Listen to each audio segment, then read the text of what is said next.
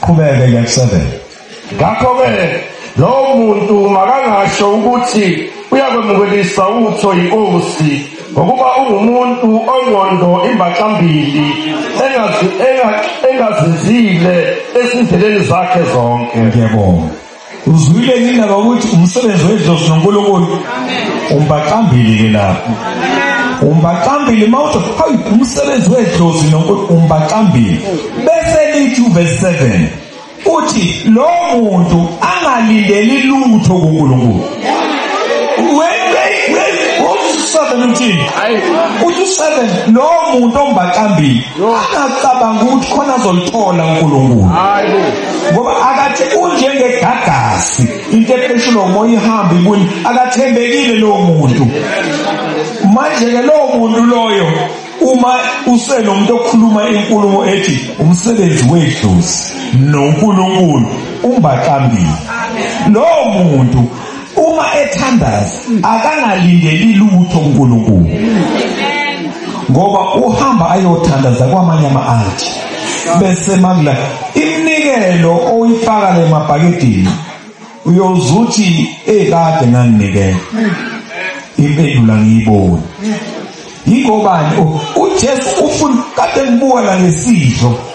Uyazi ukuthi uthe umpostoli uma kungekho ukuthethelela ngaphakathi kuwe ungasidli lesidlo. Thethelela qala ngaphakathi zama ukucabanga ngizokunika 2 minutes. Uyabona bengilalele mpostoli. Ngizokunika 2 minutes ukuthi uthole ukuthethelela ngaphakathi kuwe. Waphinde futhi wathi uyangizwa iserious into engishoyo. Ngeke ngivume ukuthi udle isidlo neziboko ngaphakathi kuwena. Kwenzeka. Wayesethi uma futhi ungasidli uchaza ukuthi wena uyaphikisana noJesu ukuthi wakufela. Yabona ke awukwazi ukuba phakathi naphakathi. Ufuna ukuphethe uyakhetha uthatha isinqumo. Uyazi ukuthi uzuthi imithando yakho ayiphenduleki nje. Yini? Kahle uzoshintsha izinto ezenziwa lakha zeyizukulwane ngeyizukulwane. Uyabona makuthiwa uyi-generational breaker. Unikwa i-generational assignment ukuthi wena okwakho la. Yabona ke mawunikwa assignment awutholi ukuphumula. Mawunikwe i-assignment awutholi ukuphumula. Futhi uNkulunkulu ngaphakathi kuwe uvela kutshale inhliziyo yokuthethelela. Kube wena ohlanganisa umndeni. Kube wena othi ngikhohlwa yileyo nto asivulele phambili bafo. Unikiwe ke i-assignment ukuthi wena kwazi ungabe uqhwebhana nabantu lemgaqweni. Unikwe i-assignment enjani? Wena usheshe uthethelele kusheshe kudlule. Wena ufuna ukuthula. Wena uzwana nokuthula ngoba unikwe i-assignment enkulu kabuthi wena uzoshintsha isizukulwane. Akufunekile wena ubonakala uqhwebhana nabantu ubhuquza la ngotsalulele ngezisu. Akho generation ozoyishintsha. Manje ke kufuneke lezo zinto uma ukhethiwe. Uyabona nje ukula ukhethiwe ukuthi uzoshintsha isizukulwane. Yini? Uyabona nje ukula awusanga nje la ucabanga ukuthi ubona ukuthi mina kuphela ngisindisiwe ekhaya uzuyishaya isifuba. Awuyikhethanga. Uzokhipha isizukulwane egqileni. Bokweqa imlilo ungene emgodini uhlale nabantu abangawabona nezinto ezikhotha inyawo emgodini kuthiwa unikwe impilo. Abantu bashupheka la namhlanje ingoba wantshontshelo wasuthi uyakumuntu. Umuntu uzokusiza zibuye impahla zakho. Yakhandwa lento ezohamba yona nje impahla zakho. Ithema ikhandwa lento yawenza umsebenzi zabuye impahla zakho.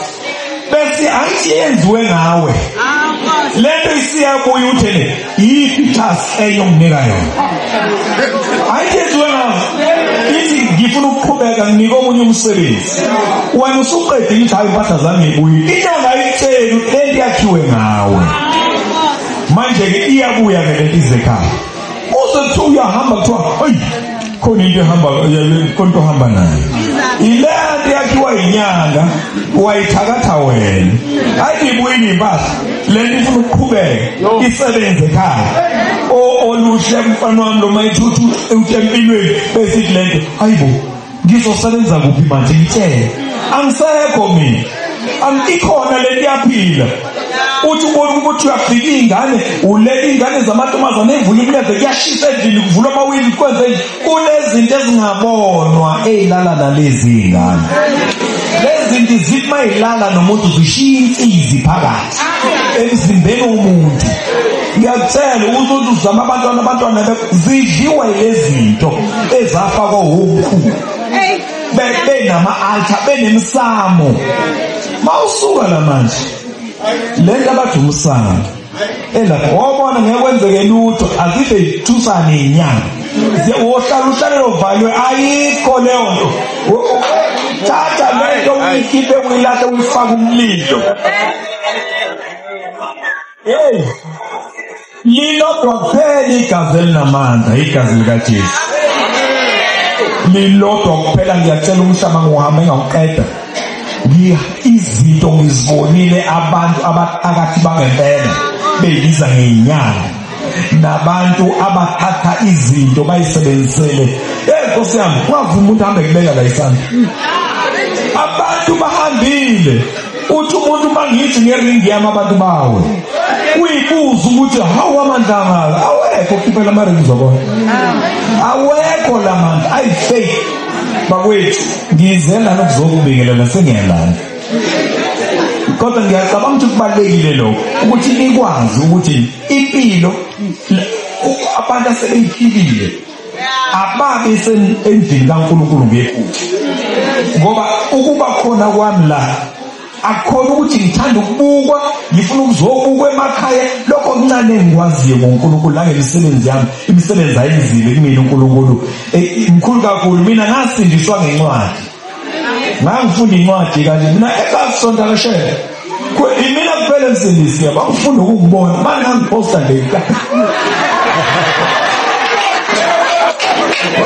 imina kuphela ekhaya emsindisiwe kodwa kunendaba uvikele uJesu manje ekhaya mina ngangihamba kuyisabatha ngifake ibheshu ngihambelana ngomfana sihambe siyohlala ethempelini lishisa ilanga ngize ngimdabukele sifuna uNkulunkulu ethempelini lokaShembe sahlala lapha umfana lamshisa ilanga kunencwadi enginikwe umngani wami lo mngani wami unginika incwadi ngithi yena izinto ziyabheka awunginiki imali ngifuna ukugoduka uthi ngiyamazi lo muntu unemali eningi kakhulu unama-shares kumakazini uyi-shareholder Gautrain ngiyazi akaswele uthi kumina ngeke ngikunike imali mngani wami kodwa ngizokunika incwadi wanginika incwadi ebhalwe omunye umphostoli abathi uMaldonado wanginika le ncwadi ngayithatha ngayibeka lapha ngoba ngangicasukile ngithi lo muntu odlala ngami ngifuna imali ukunika incwadi ngizokwenza incwadi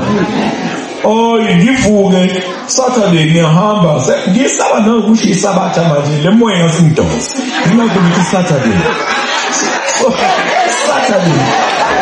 ngiyahamba ngiyasuka Saturday ngiyaphinga ngiyesontweni siyahlala lapha nomfana amacula kwaShembe abantu amaningi kaManazaretha nabaphume eNazaretha amacula khona ayadonsa hey yadonsa uzubuza uzofika nini uNkulunkulu la idonsa kancane ufika kali itulo kunyatone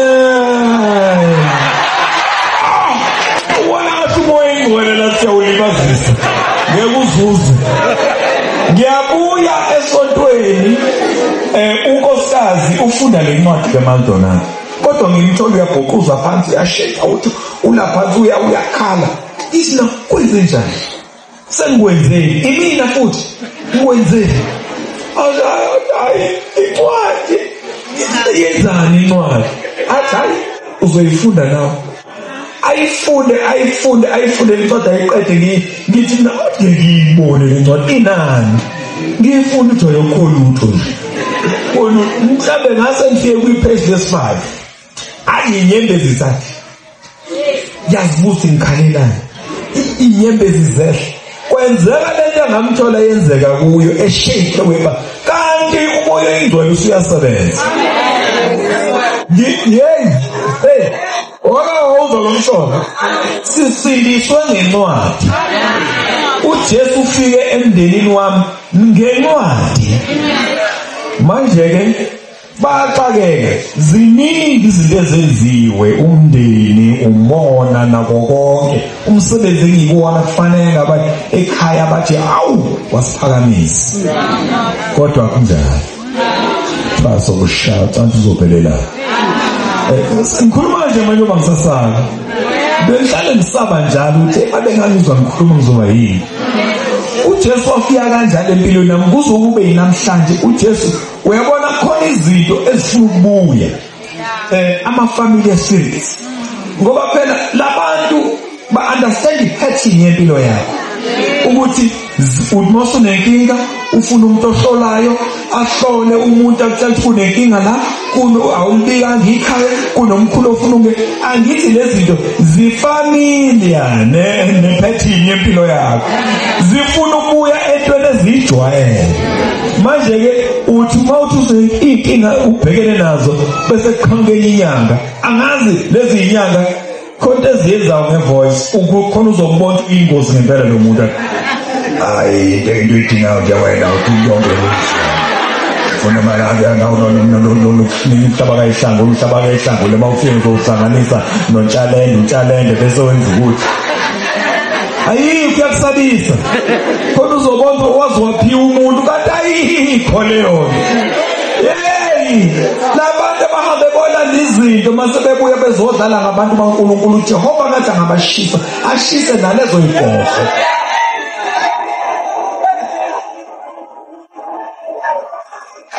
Baphelile bakhokha imali abangenazo, baye komashonisa benzela ubathathele nesono weyinyanga engathi ngasho esogwini.